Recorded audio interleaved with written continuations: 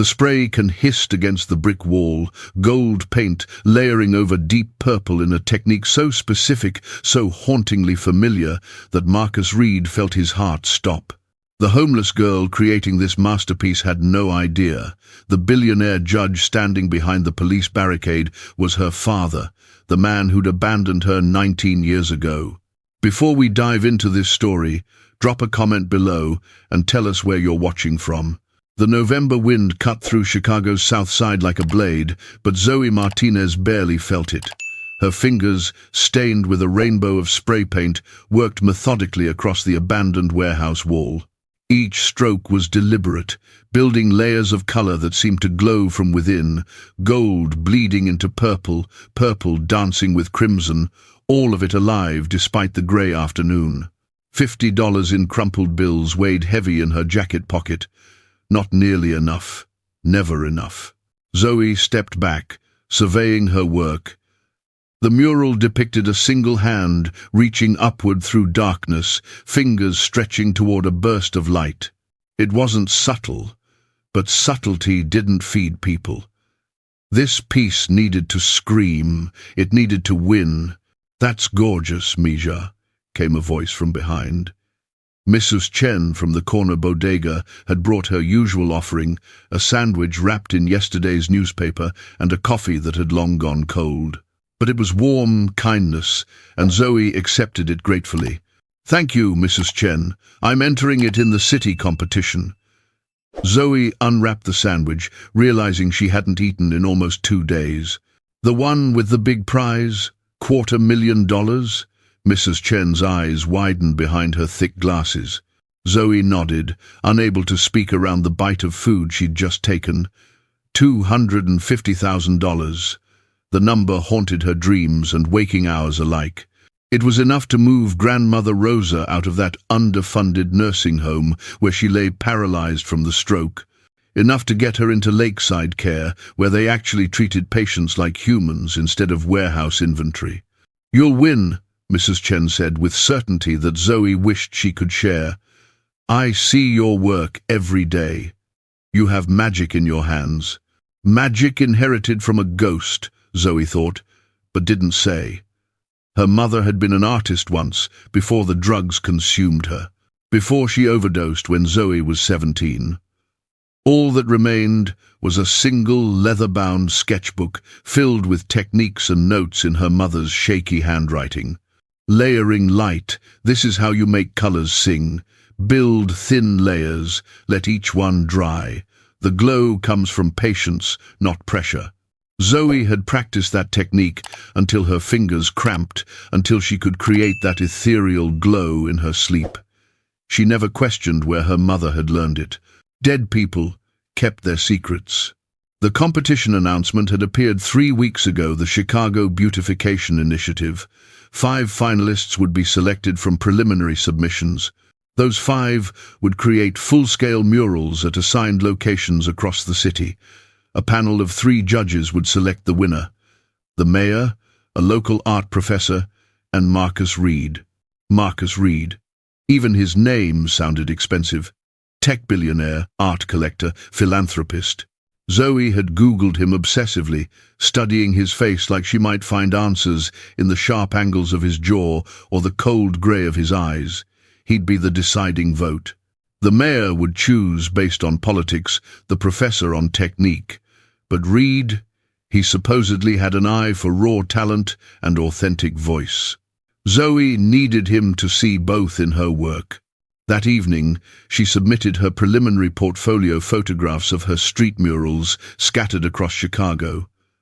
The warehouse piece, a tribute to unhoused veterans under the L tracks, a memorial to murdered children on the West Side. Each one incorporating that signature technique, colors glowing as if lit from within, despite Chicago's perpetual gray. The notification came at 2:47 a.m., jolting Zoe awake in the sleeping bag she'd spread across the warehouse floor. 5 words that changed everything. "Congratulations, you've been selected." She'd made the finals, 1 of 5. 3 days later, Zoe stood in the Chicago Cultural Center, surrounded by the other finalists, and feeling completely out of place. They looked like artists, expensive clothes, carefully distressed to appear casual, prestigious art school names dropped in every conversation, portfolios filled with gallery shows and published features. Zoe wore her only intact jacket, jeans with a hole in the knee she hadn't intended as fashion, and carried everything she owned in a backpack at her feet because she had nowhere else to store it. Finalist number 4, Zoe Martinez.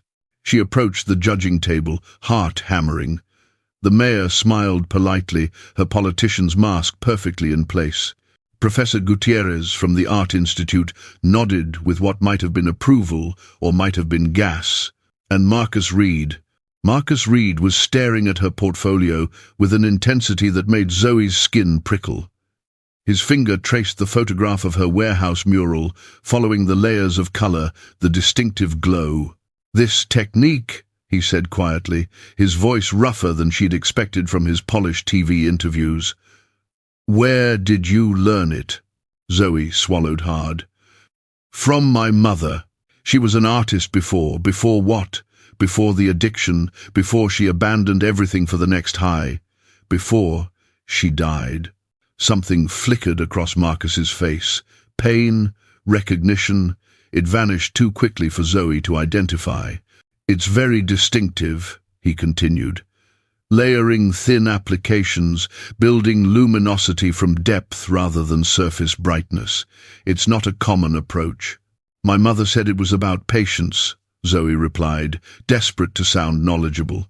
"Building slowly, letting each layer contribute to the whole." Marcus's hand trembled slightly as he set down the portfolio. Professor Gutierrez was asking her something about urban canvas preparation, but Zoe barely heard. She was watching Marcus, whose face had gone pale beneath his expensive tan. "Your mother's name?" Marcus asked, interrupting whatever the professor had been saying.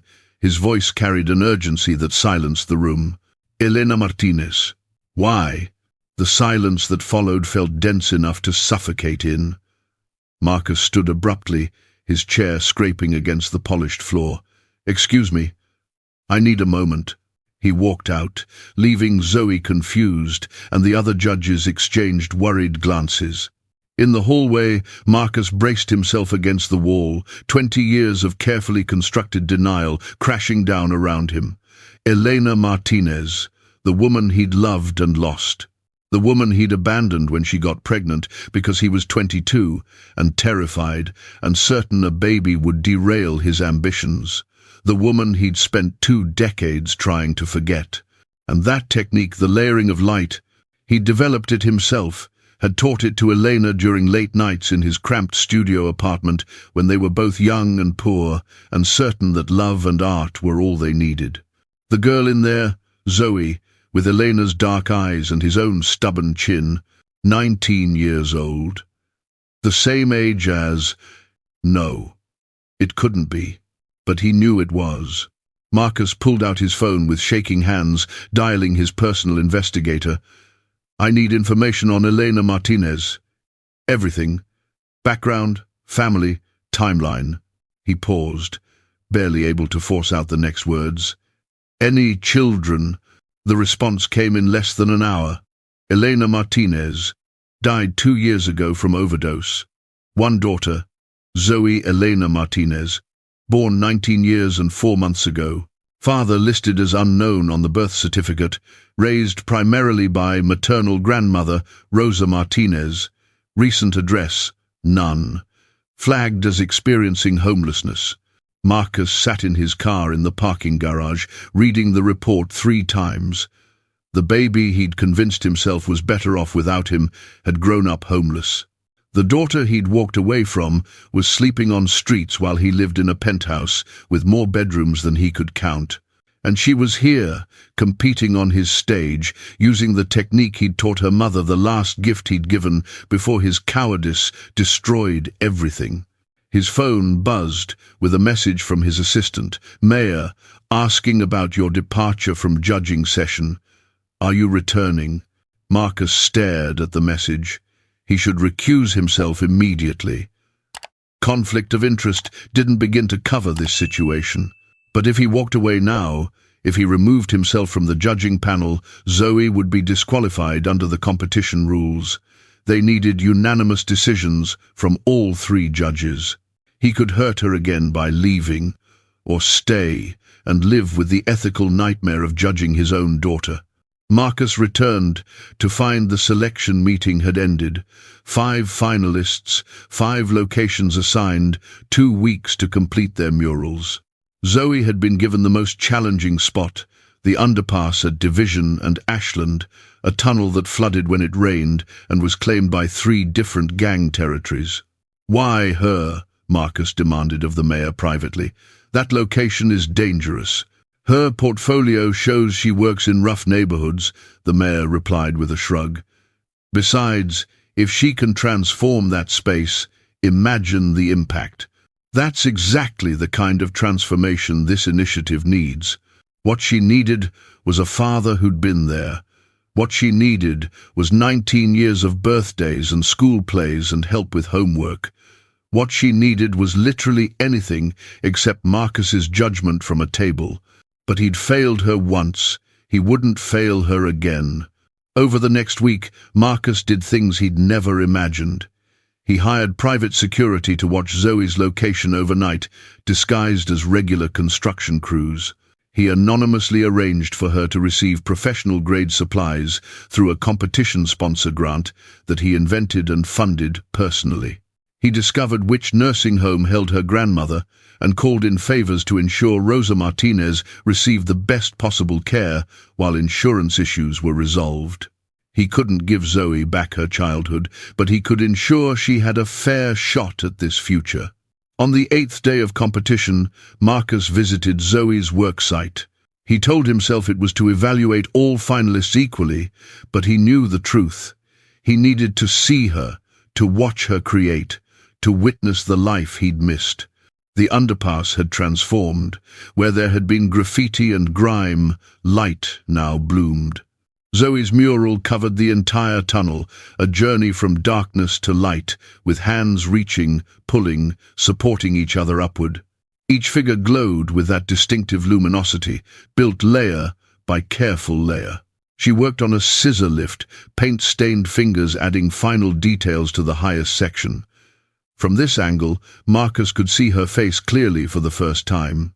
Elena's eyes, yes, but his own determination set in her jaw, his mother's artistic focus in the way she tilted her head, studying her work. "It's beautiful," he said, announcing his presence. Zoe startled, nearly dropping her spray can. "Mr. Reed, I didn't expect judges aren't supposed to visit sites before completion." "I know. I wanted to see it anyway." He studied the mural, this time allowing himself to truly feel it. "You're telling a story here, about community, about rising together, about finding light even when you're trapped in darkness," Zoe corrected quietly, "about the hands that pull you up when you can't climb alone." Marcus's throat tightened. "Your grandmother? The one you're doing this for?" Zoe's surprise showed clearly. "How did you—" "I read your application essay. You mentioned her stroke, the care facilities." He forced himself to meet her eyes. "She must be very proud of you. She can't talk anymore." The stroke took that. Zoe climbed down from the lift, and Marcus saw the exhaustion in her movements. "But I think she'd be happy. She always said I had light in my hands, just like my mum did." "Elena," Marcus said softly. "Your mother. She was Elena Martinez?" Zoe nodded, wariness creeping into her expression. "Did you know her?"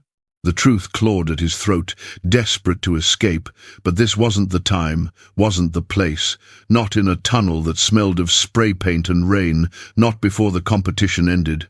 He had no right to disrupt her focus, to burden her with his guilt while she was fighting for her future.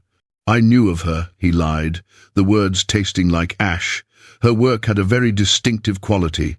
"She taught me everything," Zoe said, and the pride in her voice nearly destroyed him. "Well, everything I know about art anyway. Life lessons came from Grandma Rosa. Your father." The question escaped before Marcus could stop it. Was he involved? Zoe's expression hardened in a way that made her look much older than 19. I don't have a father. I have a sperm donor who ran the second my mother got pregnant. She never even told me his name. Said he wasn't worth the breath it would take to speak it. Each word was a knife, precisely placed. Marcus deserved every cut. I'm sorry, he managed. Don't be. I had Grandma Rosa, she was enough. Zoe turned back to her mural, dismissing him. Is there anything else, Mr. Reed? I have a lot of work to finish. Marcus left, but his mind wouldn't stop spinning. That night, he did something he hadn't done in 20 years. He pulled out his own old sketchbooks from college, found the page where he'd first developed the layering technique, found the sketches he'd done of Elena, pregnant and glowing, before fear had made him run.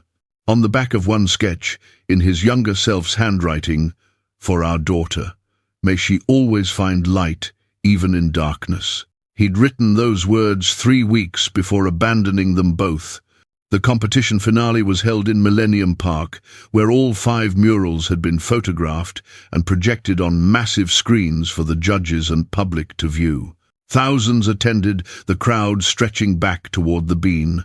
Zoe stood with the other finalists, her worn jacket buttoned against the October chill, everything she owned still in the backpack at her feet.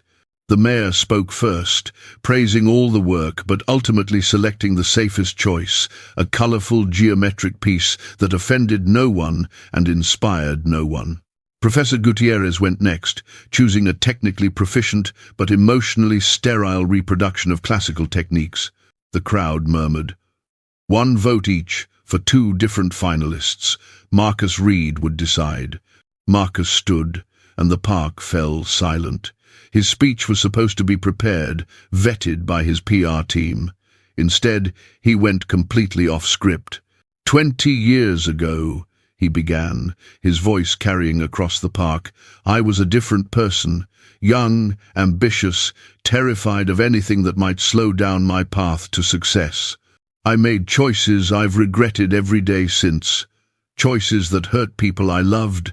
Confusion rippled through the audience. This wasn't the usual competition finale speech. I developed a very specific artistic technique during that time, Marcus continued. A way of layering color to create luminosity, to build light from within rather than painting it on the surface. I taught this technique to someone I loved, someone I later abandoned when she needed me most. Zoe's face had gone pale. She was staring at him with dawning horror and understanding. Elena Martinez was an artist, a woman with extraordinary talent and even more extraordinary patience. Patience to perfect a technique that required building layer by layer. Patience to raise our daughter alone when I was too much of a coward to stay. The crowd erupted in gasps and murmurs. Camera flashes exploded. Zoe stood frozen, her world rewriting itself in real time. Zoe Martinez is my daughter, Marcus said, his voice breaking.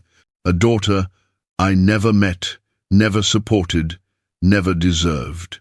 And she's here today, having grown up homeless, using the technique I taught her mother to create something that has moved me more than any art I've seen in 20 years. No, Zoe whispered, but her voice was lost in the chaos of the crowd. I should recuse myself, Marcus continued. Every ethical guideline says I should step away. But if I do, she'll be disqualified, and I've already stolen too much from her life. So, I'm going to make my choice, and then I'm going to face whatever consequences come from it. He pulled out the scoring card, his hand shaking visibly. Zoe Martinez's mural tells a story about hands reaching through darkness, about community lifting each other up. She told me it was about finding light, even when trapped in darkness, about the hands that pull you up when you can't climb alone. Marcus looked directly at his daughter for the first time, with the truth between them. I don't deserve to be one of those hands, but I'm hoping that by choosing her work, not because she's my daughter, but because it's genuinely the most powerful piece I've seen, I can begin to make up for 19 years of absence. The vote was cast. Zoe won, But she wasn't celebrating. She'd pushed through the crowd and was standing in front of Marcus, tears streaming down her face, fury and confusion warring in her expression. "You're lying," she said. "You can't be my mother, never." "I have proof," Marcus said quietly, pulling out his phone to show her the old sketches. The one with the note on the back. "I'm so sorry, Zoe. I'm sorry for everything." Zoe stared at the sketches, at the younger version of the man in front of her drawing her pregnant mother, at the words promising light in darkness, promises he'd broken by running away. "You left us," she said flatly. "My mother was alone. Grandma Rosa had to raise me because Mum couldn't stop using. We were poor, homeless, and you were." She gestured at his expensive suit, his Rolex, the luxury he'd built while they struggled. "You were here, rich. You could have helped at any time. I know.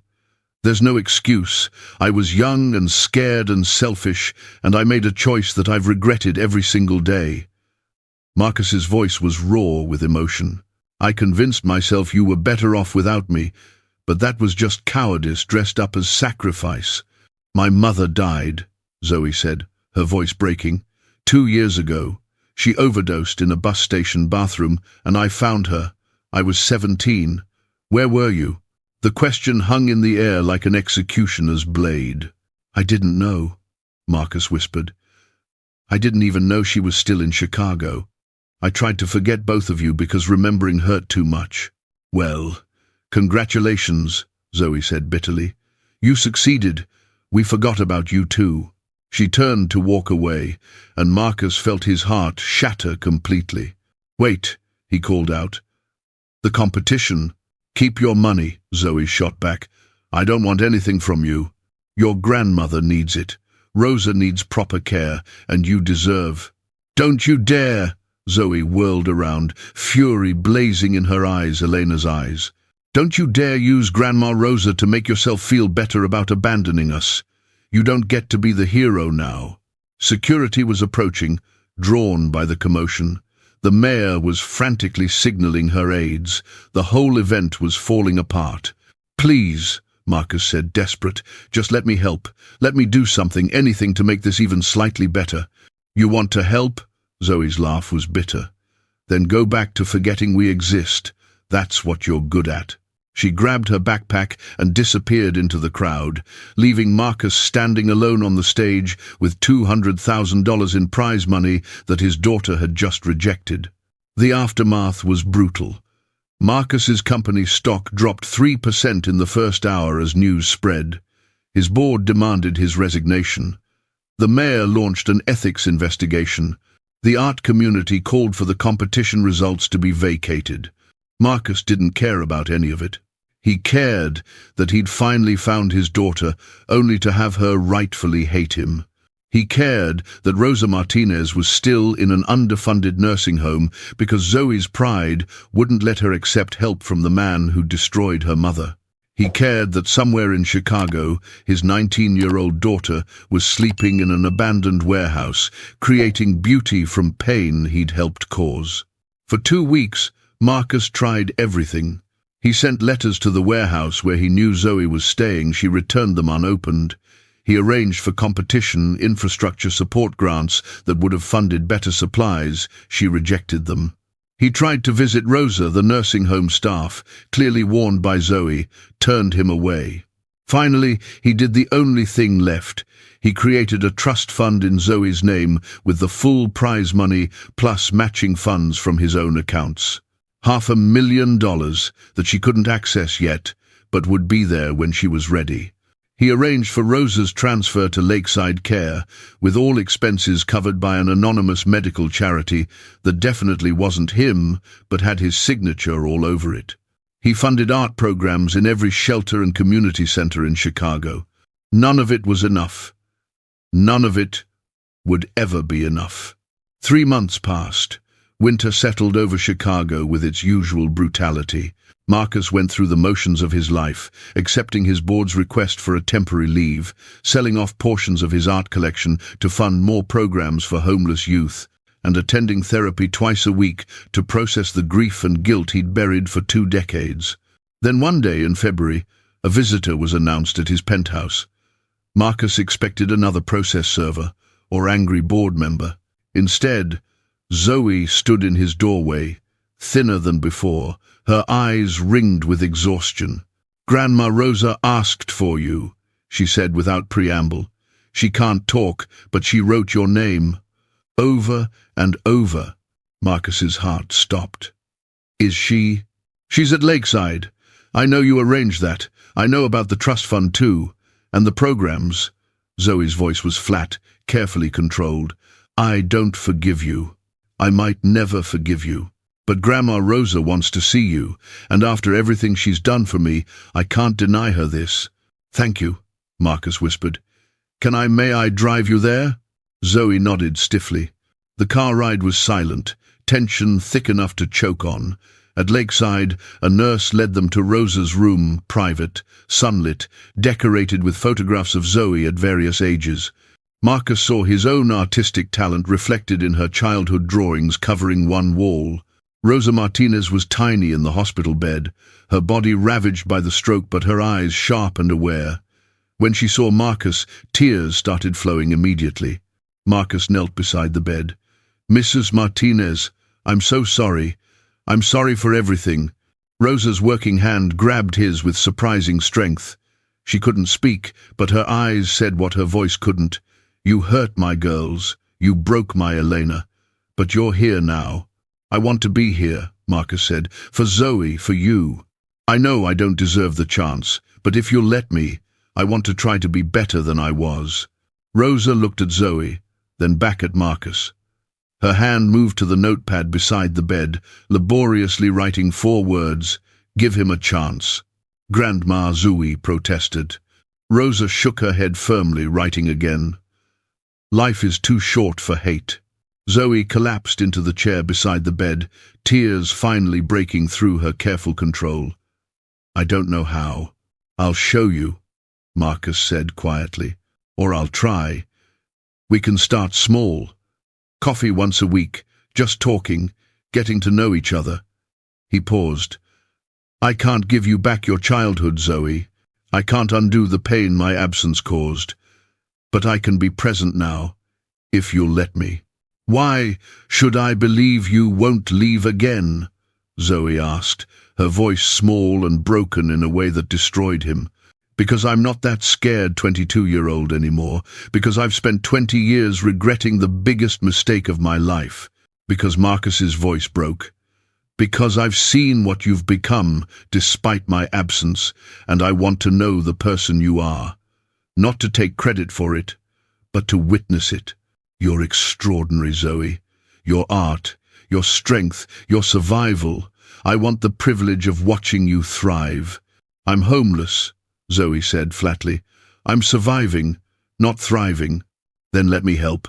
Not because I'm trying to buy forgiveness, but because you deserve stability while you build your career. There's an artist residency program at the Chicago Arts Collective, fully funded, includes housing and studio space. I know the director. One call." "No," Zoe cut him off. "If I get something, I earn it myself. No handouts, no special treatment because my father has money." "Then what?" Marcus asked. "What can I do?" Zoe was quiet for a long time, staring at her grandmother's peaceful sleeping face. Finally, she spoke. "You can show up every week here to visit Grandma Rosa. You can sit with her, read to her, be present, not for me, for her.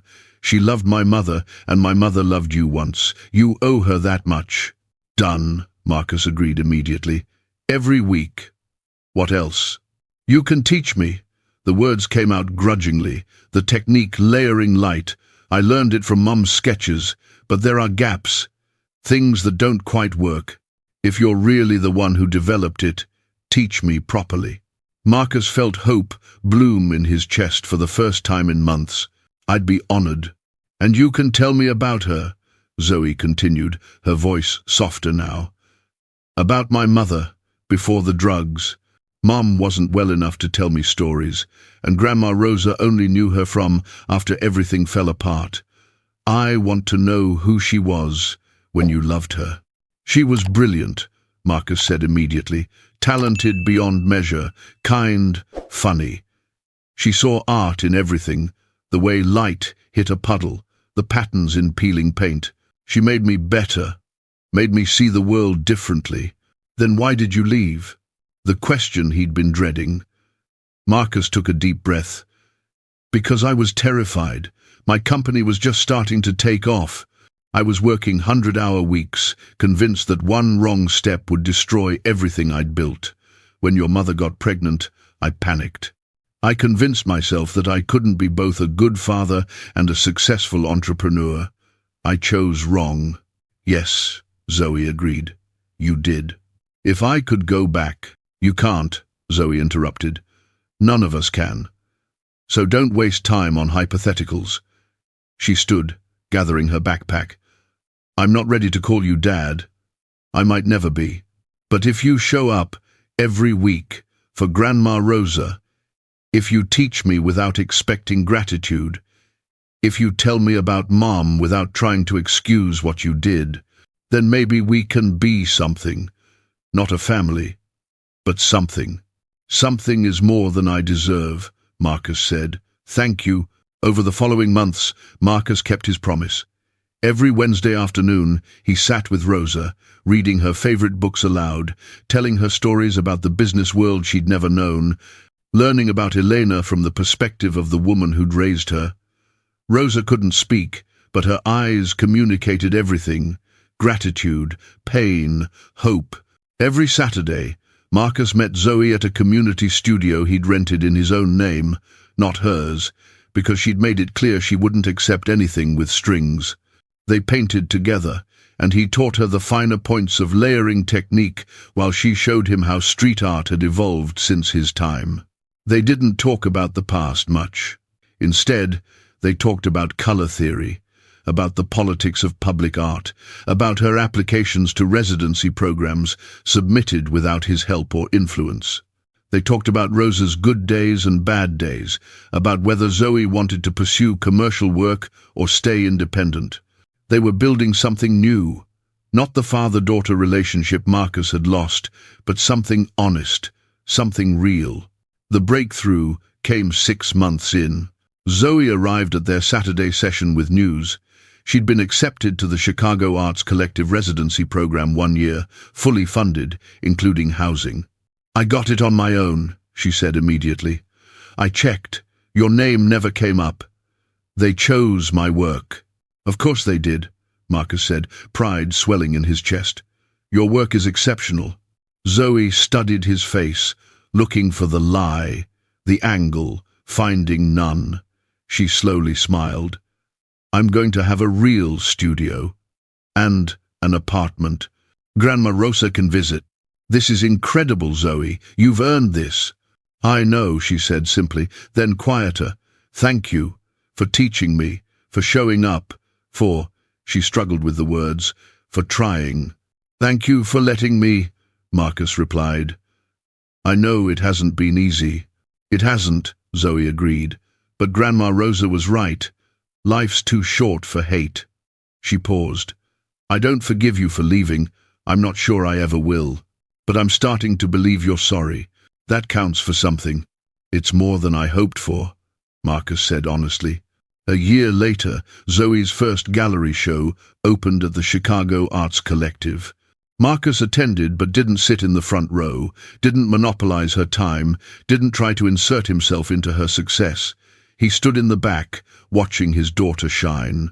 The centerpiece of the show was a massive canvas titled Layered Light.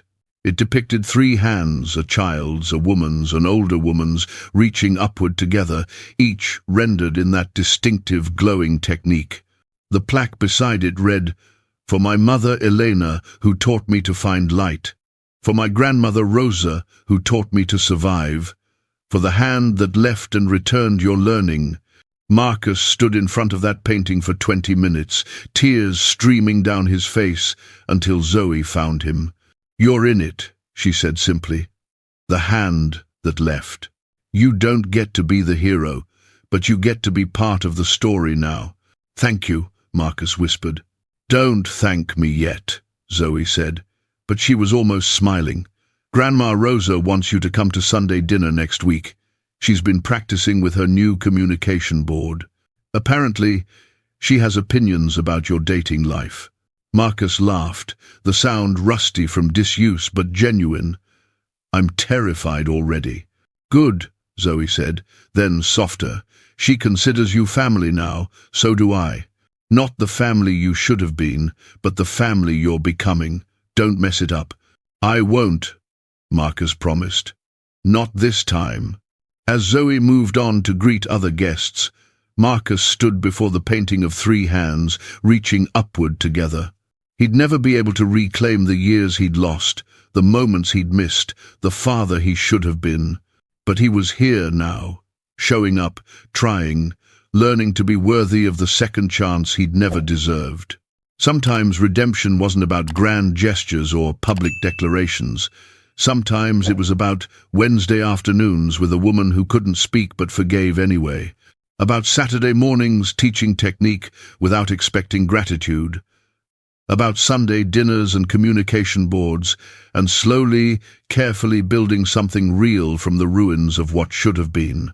The painting glowed with layered light, built patiently from countless thin applications, each one contributing to the whole, just like forgiveness, just like family, just like the long, difficult journey from absence to presence, from coward to father, from regret to hope. Marcus pulled out his phone and took a picture of the painting, not to own it, but to remember that he'd been given a chance he didn't deserve. Remember to keep showing up, keep trying, keep earning the title he'd abandoned 19 years ago. The hand that left had returned.